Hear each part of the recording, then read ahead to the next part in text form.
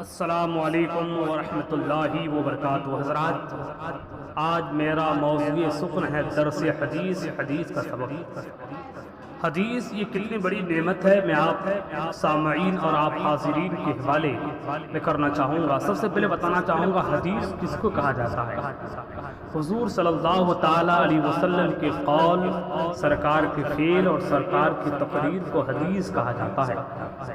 ویسے ہی حضرت علامہ عبدالحق محدثی دہلوی نے فرمایا کہ صحابہ کرام کے قول، فعل اور تقریر کو بھی حدیث کہا جاتا ہے، تابعی کے قول، فعل اور تقریر کو بھی حدیث کہا جاتا ہے۔ حدیث تین قسم کے ہوئے: حدیث مرفوع، حدیث موقوف، حدیث مقطوع۔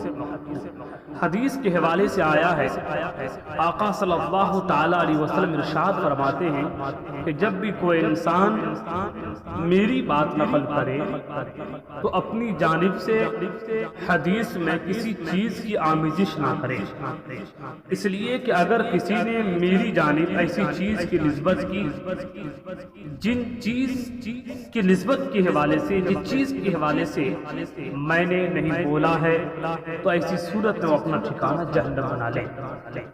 یا کسی فرد نے میری طرف ایسی چیز کی نسبت کی کہ جس چیز کا ثبوت میری جانب سے قولاً فعلاً تقریراً نہ ہو، تو ایسی صورت میں وہ انسان اپنا ٹھکانہ جہنم بنا لے۔ میرے پیارے عزیزان ملت اسلامیہ، حدیث ایک بہت بڑی نعمت ہے۔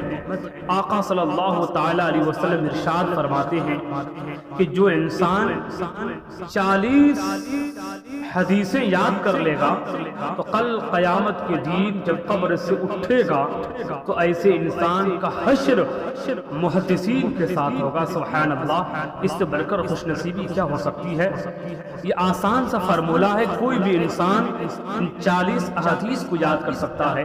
اس لیے میں جملہ حاضرین اور جملہ سامعین سے کہنا چاہوں گا کہ آپ ہماری اس یوٹیوب چینل کو آپ سبسکرائب کریں، اور جو بھی حدیث آپ کی سماعتوں کے حوالے ہو جائیں آپ ان کو سنیں اور دوسروں تک پہنچائیں اور یاد کریں۔ السلام علیکم ورحمۃ اللہ۔